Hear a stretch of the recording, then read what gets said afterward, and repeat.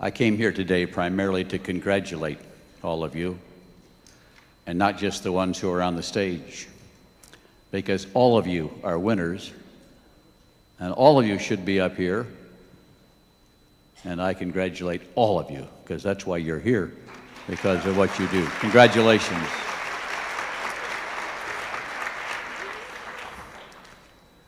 I asked the management whether we could afford this or not, and they assured me we could, because you're doing such a good job and the business is doing well, and so we have much to celebrate today. But most of all, I celebrate your love and your friendship and all the years that we have grown to know the beauty and the wonders and the talents of the people of Malaysia. It has been always a highlight for me to come to Malaysia. And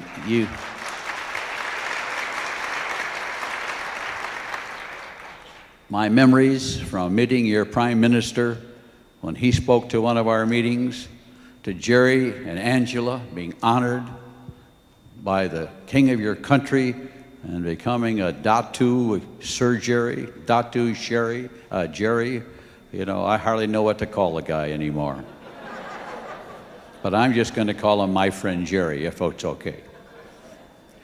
But if it wasn't for Jerry's persistence and faithfulness and loyalty to the Amway business during difficult times, I don't know where we would be today.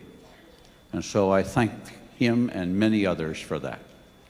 Sonny, it's good to see you again. And we love you. And I remember us flying together from someplace to someplace on one of our journeys out your way.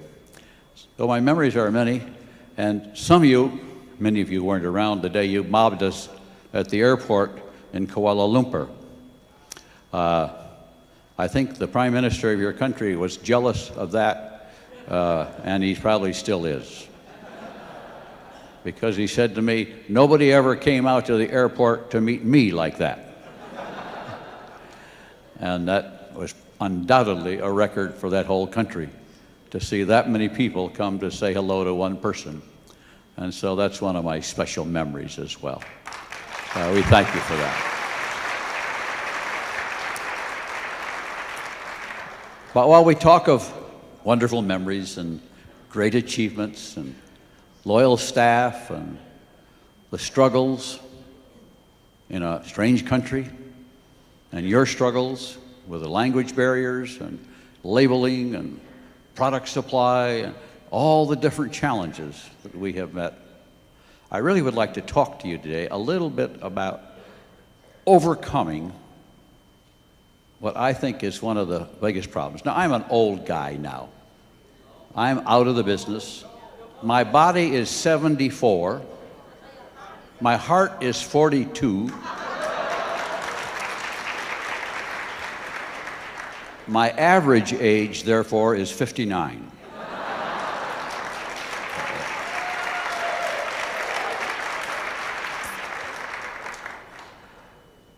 But when I try to say things to you as leaders, I recognize the challenges you have to overcome and that you have had to overcome just to get here.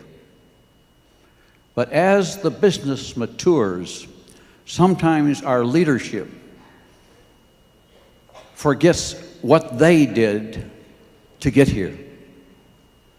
And it's important for me and for you to remember what we had to overcome. A lot of that was fear.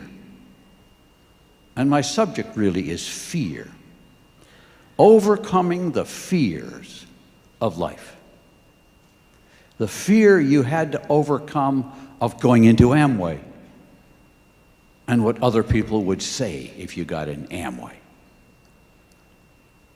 The fear of selling, and you had to overcome that, and the resistance of people who said the price was too high or the product wasn't good. But all over the world are people who are afraid to sell And they say, oh, I can't sell.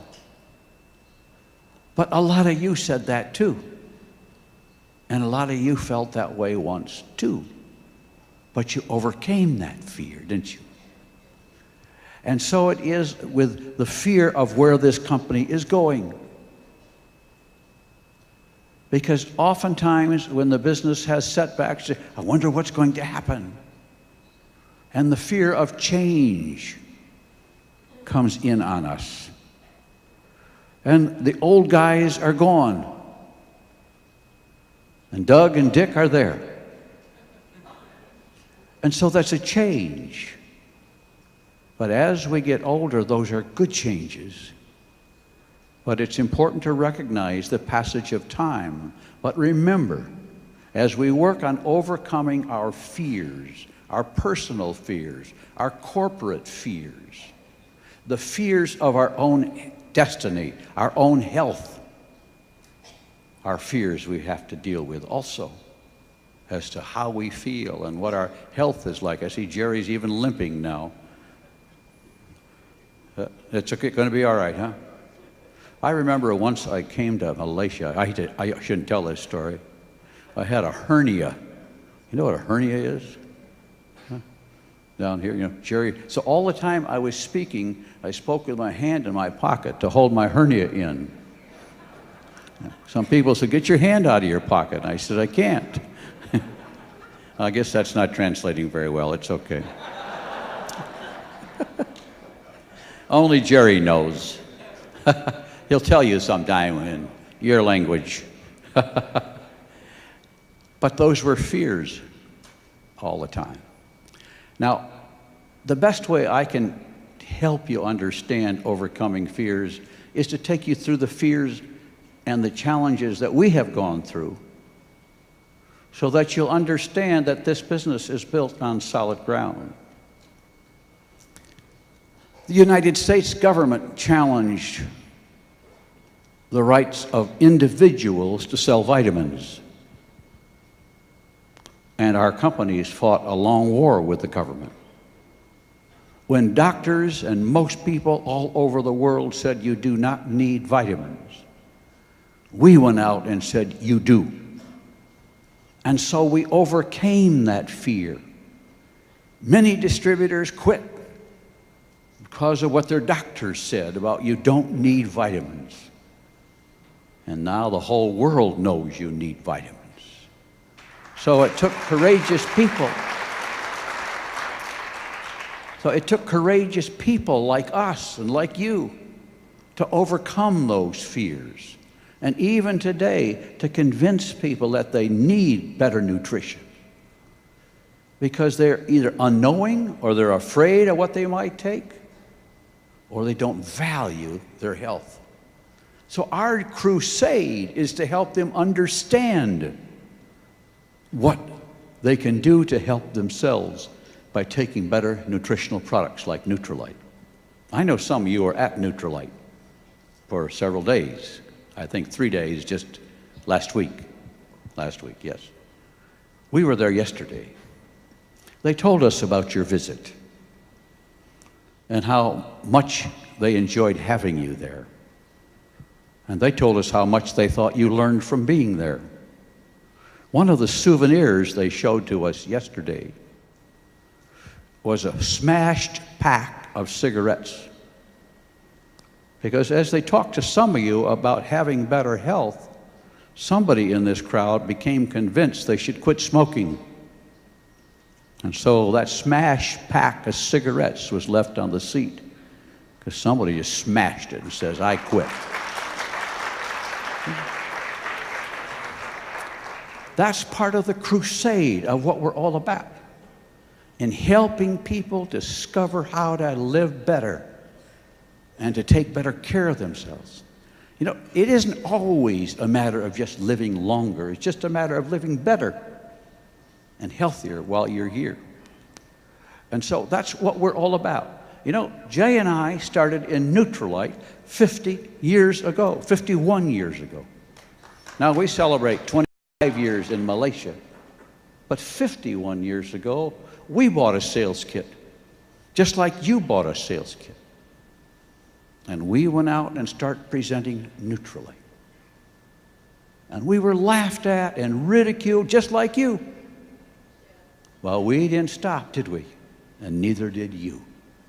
And I'm trying to establish that it takes courageous people to overcome fear and these challenges. And as you do that, you get stronger and stronger. And so that you can meet bigger challenges as they come ahead of us. Business and life is a constant challenge. There is no end to the challenges you will face. People that you think right now are going places in your group, somebody may quit tomorrow. And when you get home, you'll learn that they quit for some reason. Somebody scared them off. But that means you replace them. And so our business is one, like somebody asked me at a seminar I did a couple of days ago, he says, what is a leader?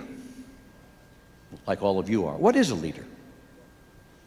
Are they made, are they created by God that way? Is it something you can learn? Yes. And yes, they're both right.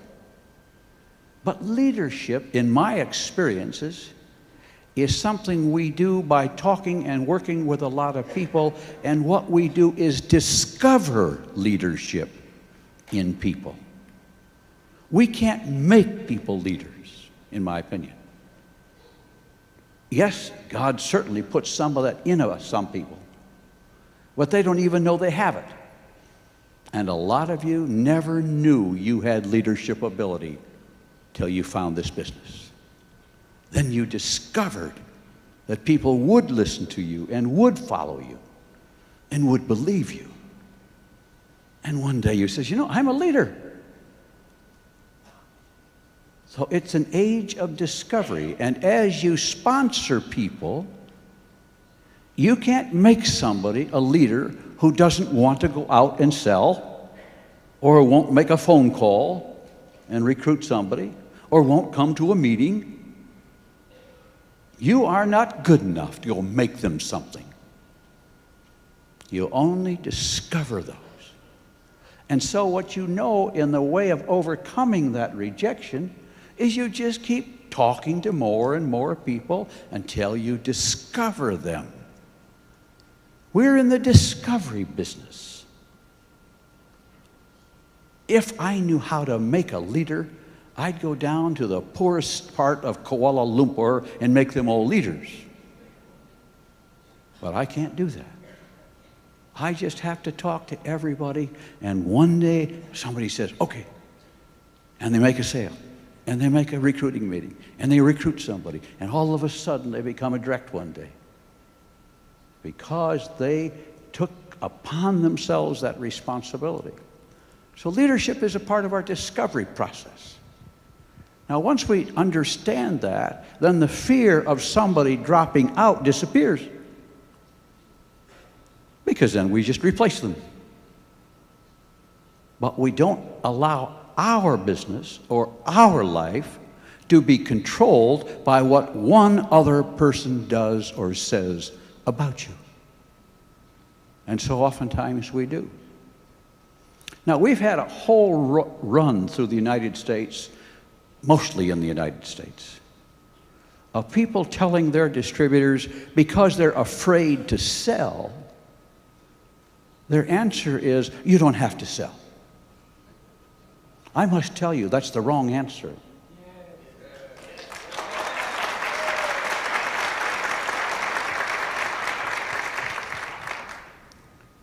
Because if you tell them they don't have to sell, they may get in, but they will never have a business. You might have a game. They might have a whole lot of names who buy training materials, who spend their money buying things, but they will never make money. And our goal is to help everybody who joins us make money, not learn to spend money.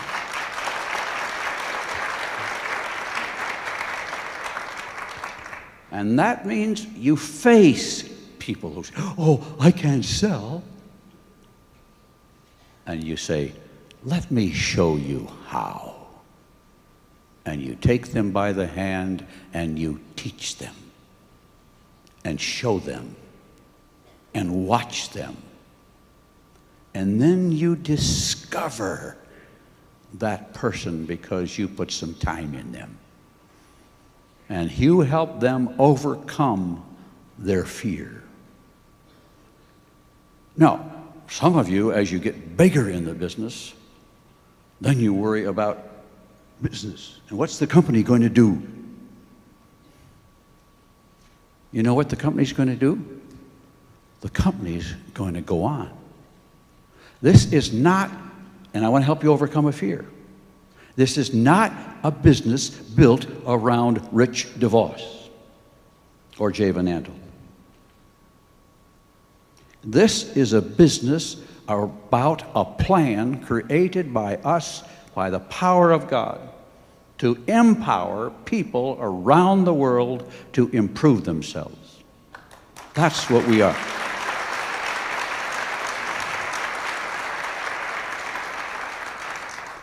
When the business becomes built around the individual, it is a wrong business and a weak business. Because the plan can go on forever. Our responsibility is to make sure the people like Jim and others who administer this plan protect the foundations of the plan so that the commitments made in the plan go on forward. You know, as the business went through changes, and sometimes Jerry, sometimes Fu, sometimes Sonny, sometimes Chan would say, you ought to do this, you ought to change that. And they talked to us, and, you know, some of those things they suggested we were able to do. But sometimes they wanted us to undo things that were done in the plan. And we said, we will not undo the plan. We will only improve the plan, even though when we look back, we know some of those things probably aren't quite right. But just because they aren't quite right for the new crowd doesn't mean we can undo them for those who bought into this plan when they were designed that way. Because as we go along in the business, we always look at how it works better for me.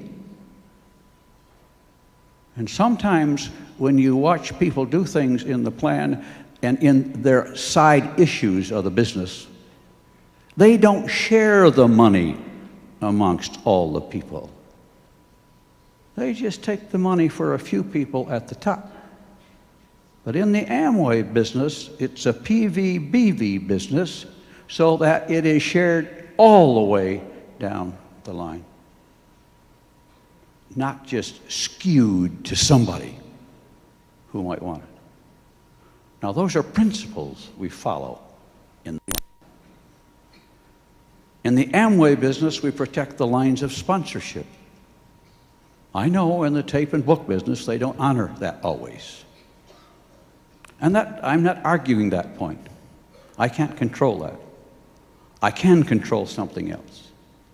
And that is we honor the lines of sponsorship in the Amway business.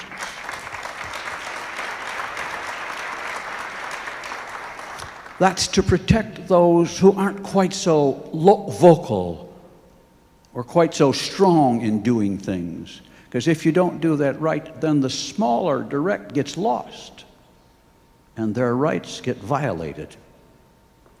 So I come to you today to assure you that you can forget that fear and don't worry about that, okay? Those are things we protect. And they aren't always the best thing to build a business or to recognize somebody. But when we started in Malaysia, we probably had 5 ways you could make money. And today we probably have a dozen ways that you can make money. We have, it seems to me, 100 ways you can get rewarded and recognized. We give you a penny for just standing up. Sometimes you can get a pin just for coming to a meeting. That's okay. part of our business is rewarding. Another part of our business is recognizing. Recognizing the importance of the individual at every level in the business. Because all of us in this room were created by God, and in our view, they are equally important to all of us. I had a lady come to me one day who was a distributor I had sponsored, and she came in the office and she was a direct distributor. We had the big company and big offices, and I came downstairs, there she was. I said, "Ruth, how are you?" And she said, "I didn't think you'd even remember me. I'm only a direct." I said, "Ruth, I don't care what pin you wear. You're no less important to me.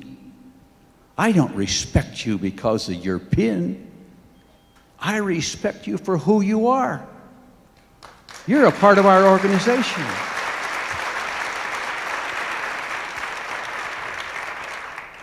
It isn't what you do, but who you are.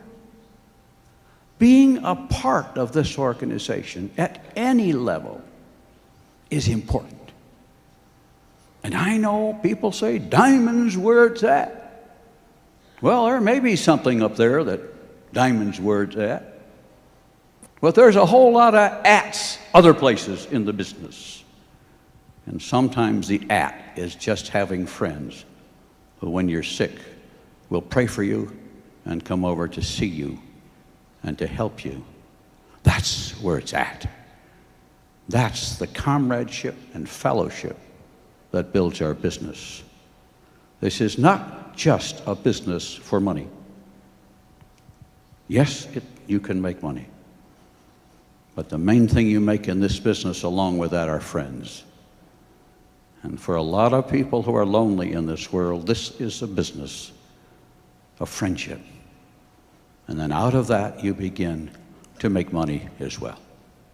But it's all built on having as much respect for the one you sponsor as you have for the one who sponsored you.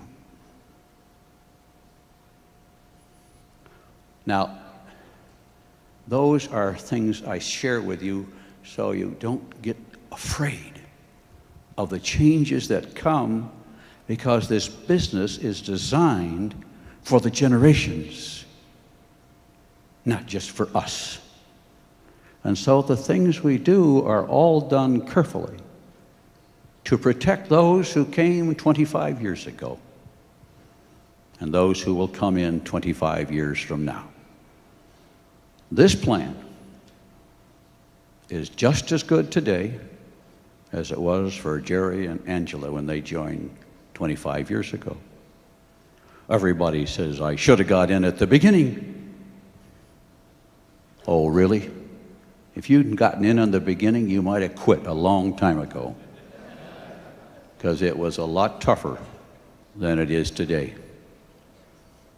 And so you come today surrounded by a successful history, and you build on that history. And I know a lot of plans, because of the way the plans are written, favor those who got in at the beginning. But anybody who joins Amway today has just as good an opportunity to be where Chan is, a better opportunity to be where Chan is than Chan did when he came in.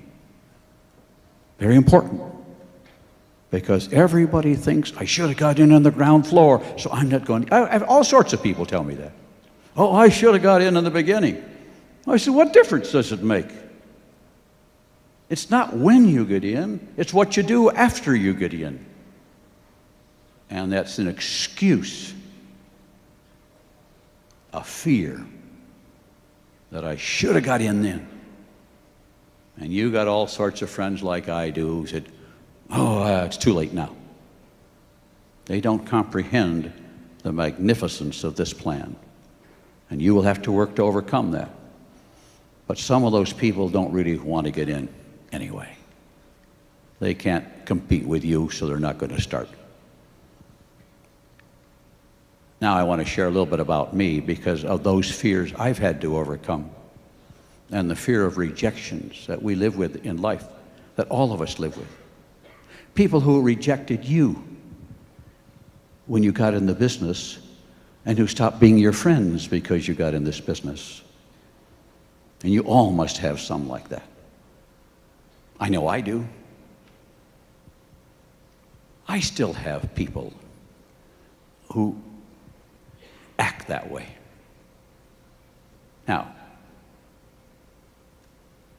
many, many years ago, when I had my first heart attack, my first bypass surgery, my body began to reject me. And we got some surgery, and my body did pretty good then. And so we overcame that rejection by taking some pain. And oftentimes there's pain in overcoming the rejection of your friends, or of your body, or of your distributors, or of others you know. Oh, rejection, there are two things I think are the most difficult things to handle. Fear of rejection and jealousy. As an experienced old guy, jealousy or envy are two things I found are important. I have a little line that says, most of the problems of the world are caused by comparison. I spend too much of my time comparing myself with somebody else, or with somebody in a different part of the world, and say, oh, they do this, or we do that, and they do this, and they got a house bigger than we have, and we got a smaller car, and we spend all of our time comparing ourselves. Try to stop worrying about where you stand in relationship to somebody else. When I was a young boy, we were very poor, just like many of you. But I never envied or was jealous of the other people in the other end of town who had a car or had a nicer home or a job, because my father was unemployed. All we said was, if they can do it, we can do it. That's all.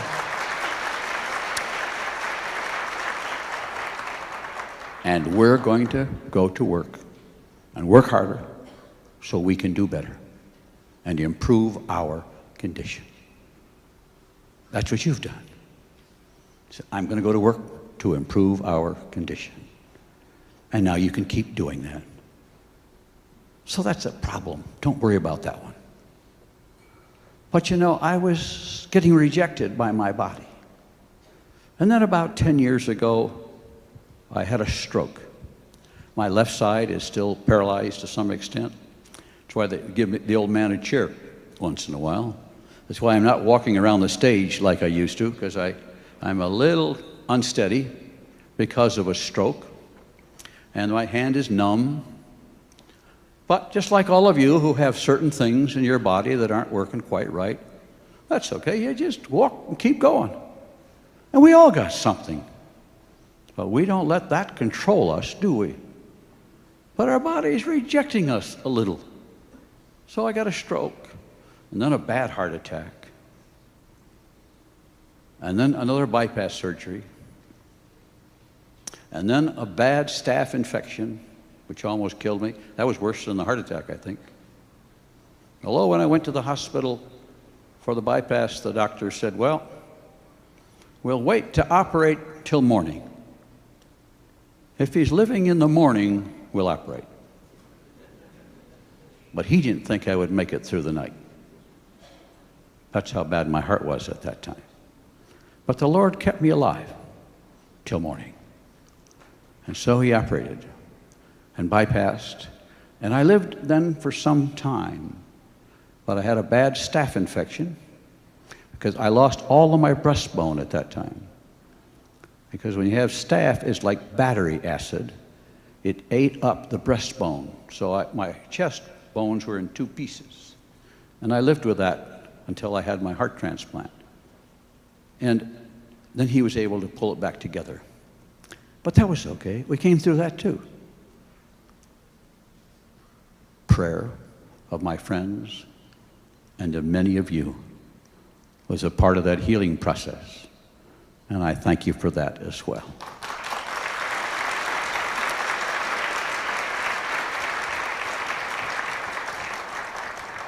But my heart kept failing, and I stopped traveling, stepped out of my office. Dick took over. The kids were growing up, and so I start walking slowly and more carefully.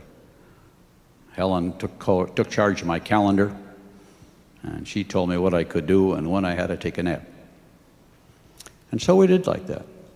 And then the doctors came to our house when I was 70 years old, and they said, "We think you have 1 year to live, unless we can get you a new heart.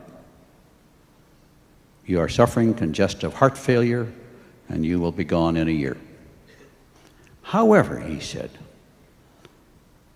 "I think I know where to send you where you might be able to get a heart." Now, by this time, he had called every heart transplant center in the United States and been rejected by all of them. And they said, "He's too old, he's too sick, he's a diabetic, he's too high risk. Besides, we don't have enough hearts anyway, so we won't consider him." So just like you when you built your business and you had meetings and people didn't come and rejected you, we got rejected. You know, I always say to people, when you're trying to sell something, a product or an idea, and you get rejected, sometimes you say, "They're rejecting me." Usually they're not rejecting you. They're rejecting your idea or your product. But your newer distributors always take that as a personal rejection. "Oh, I can't do it." But that's not what it means. Anyway, we got rejected. But he said there was one doctor in London who might consider you because you are AB positive blood type. And he said sometimes he has an extra heart. And so they sent me to London. He made no promise he would take me. He knew all about me physically. He had all the x-rays and MRIs and scans and blood tests. He had all of it. And he could have taken it from that and said yes or no. But he said, "No, I want to meet him." And so we flew to London. Helen and I moved into the hotel. We said, "We're staying. We're going to get a heart." He hadn't said he'd give us a heart yet. But he was the only one left in the world. Maybe you feel that way sometimes when you're trying to sponsor, huh? That's the way you feel sometimes. But then you got to feel like we did. He's going to take us. The next one. We're going to find the next one, huh?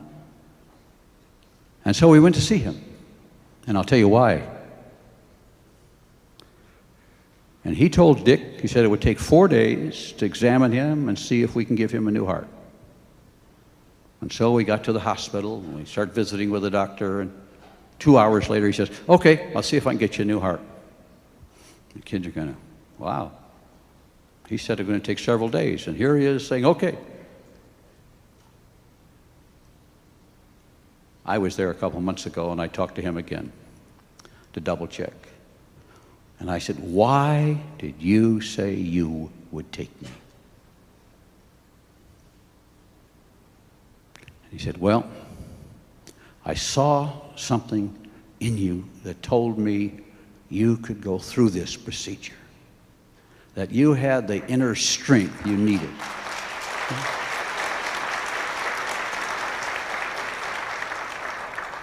He said, "It just seemed to me you had purpose in your life. You knew who you were. You knew where you came from. You knew you could do things yet. You had a reason to live." He said, "In talking to you, I detected that. You had something about you." Now, you see, I know what that something is. See, that is the Spirit of God in me. And if you know God, it's in you. And that's why you can overcome rejection. Because you have what it takes to go through that. And as a Christian, see, I know who I am. And it was okay if I died. I was ready for that. And it was okay if I lived. I was prepared for that. But he said, you had something about you. And you see, that is why you are in this room today. Because you have something about you which overcomes all those rejections. And remember that when you're down. And you're down to the last one. Because you have it. You've overcome so much that you have proven that you have the ability to go on. Now, he accepted me. We waited 5 months. In that 5 months, I went to the hospital every Monday morning. They checked me every day, every Monday.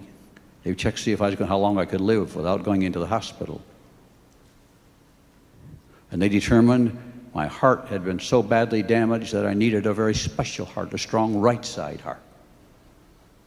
So I not only needed an unusual blood type and a tissue match and a size match, but a special, strong right side heart.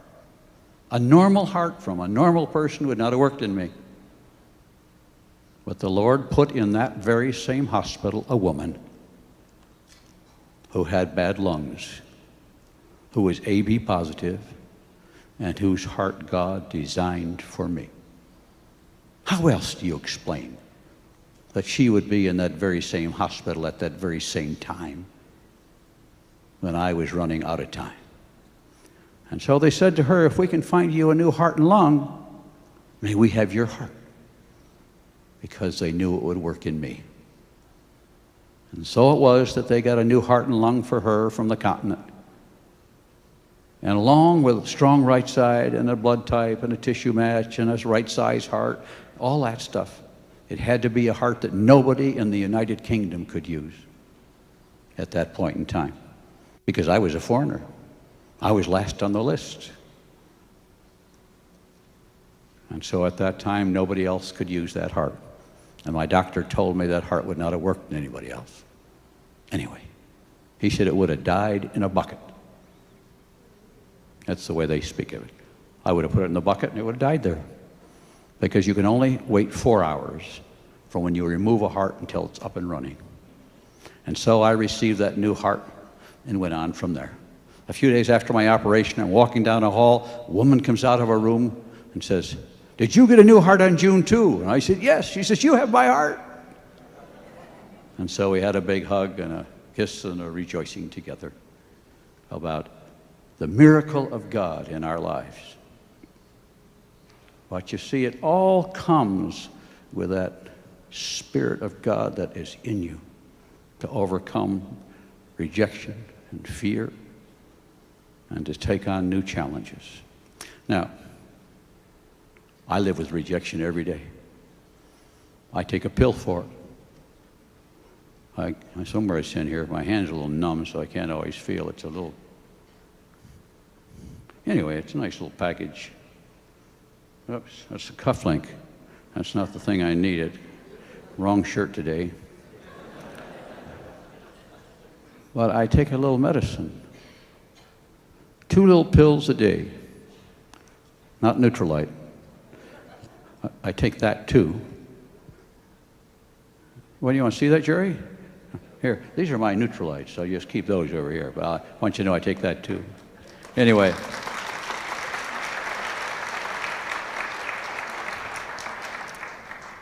How do you overcome rejection? I take a pill for it. I have the power of God in me, just like you. But I also overcome fear by doing the things I fear. And I also overcome fear by prayer. And I have a new book I've written all about this. So faith will help you overcome fear. And my new book is called Hope from My Heart. And we will have a copy for all of you a little bit later. Thank you, everybody.